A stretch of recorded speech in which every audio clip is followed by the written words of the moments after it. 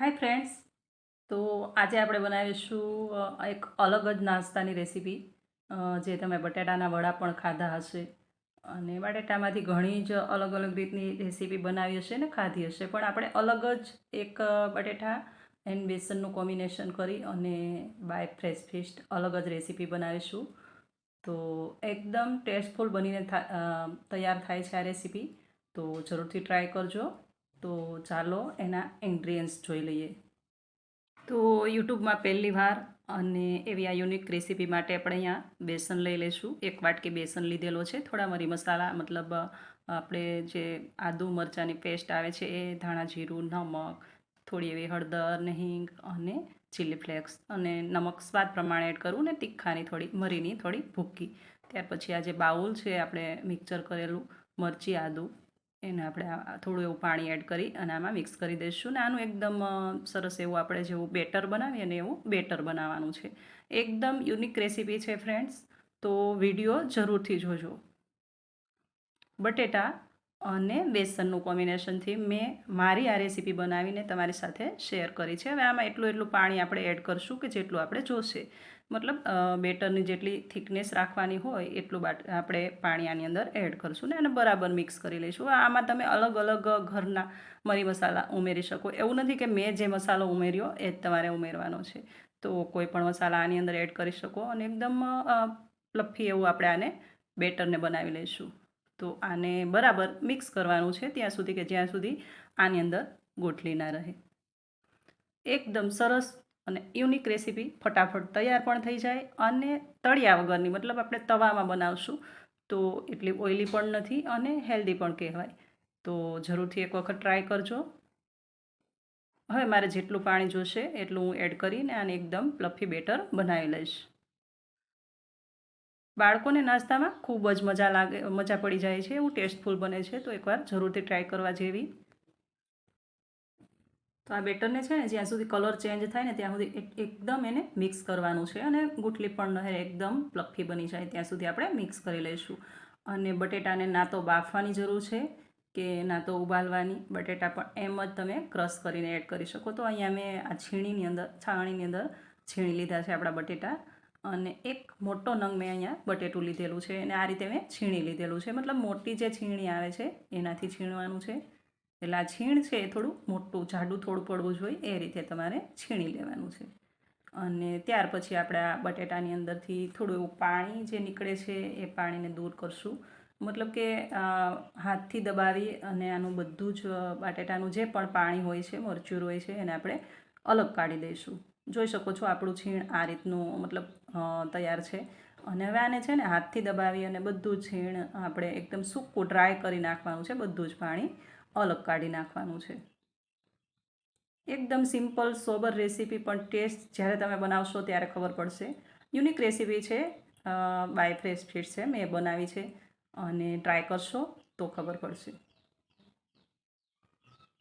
મને થયું કે બેસન અને બટાટાના આપણે વડા તો બનાવીએ છીએ, પરોઠા બનાવીએ, સેન્ડવિચમાં એડ કરીએ, ઢોસામાં એડ કરીએ, સૂકી ભાજી બનાવીએ, પણ થોડું અલગ કરું તો તમારી સાથે શેર કરવા મેં થોડીક યુનિક રેસીપી બનાવી છે. એકવાર ટ્રાય જરૂરથી કરજો. હવે અહીંયા મેં છે ને કુકિંગ સોડા, થોડો એવો કુકિંગ સોડા એડ કરવાનો છે. હવે આમાં છે ને કુકિંગ સોડા ત્યારે જ એડ કરવાનો કે જ્યારે તમે આ રેસીપી બનાવતા હોય, મતલબ તવો પણ તૈયાર છે, બધું જ તૈયાર છે અને તમારે બનાવવાના છે ત્યારે જ કુકિંગ સોડામાં એડ કરવાનો છે ને. ત્યાર પછી આને બરાબર મિક્સ કરી અને થોડું ફ્લફી થઈ જશે બેટર.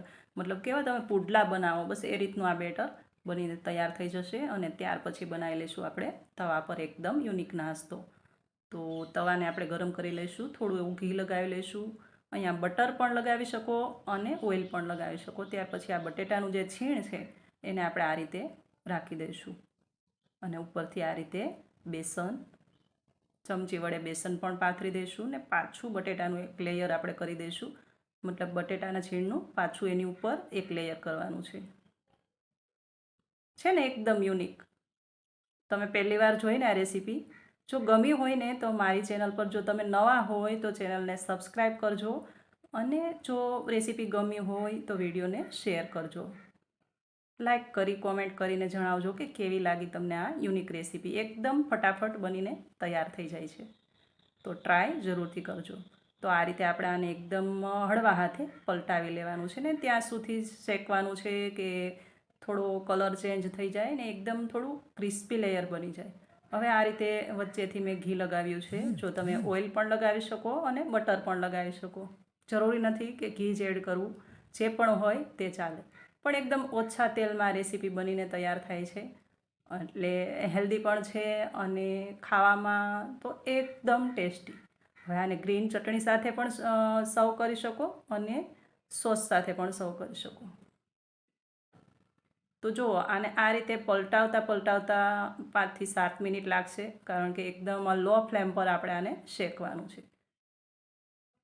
મતલબ જેવી આપણી કટલેસ હોય છે ને એવું જ આ બનીને તૈયાર થશે, એટલે થોડું શેકાતા થોડી વાર લાગે છે। હાઈ ફ્લેમ પર બિલકુલ શેકવાનું નથી, લો ફ્લેમ પર શેકવાનું છે। અને આને તમે મોટા પણ બનાવી શકો। જો આ રીતે આ એક મોટું બનાવ્યું છે, ઉપરથી બટેટા પાછા આપણે કવર કરી દઈશું।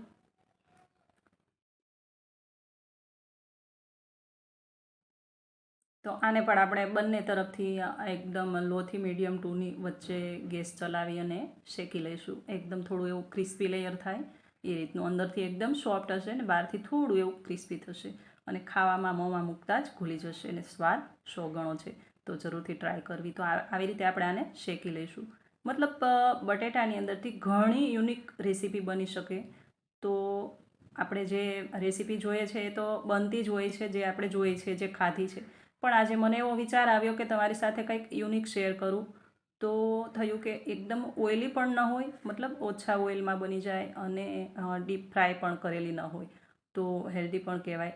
એટલા માટે મને થયું કે આ રીતે તમને સેલો ફ્રાય પણ નહીં અને ડીપ ફ્રાય પણ નહીં, આ રીતે આપણે તવા પર શેકી લઈશું અને એકદમ મસ્ત કટલેસ જેવો આપણે યુનિક નાસ્તો બનાવી લઈશું। તો તૈયાર છે આપણો આ બટેટા અને બેસનમાંથી બનેલો એકદમ યુનિક નાસ્તો।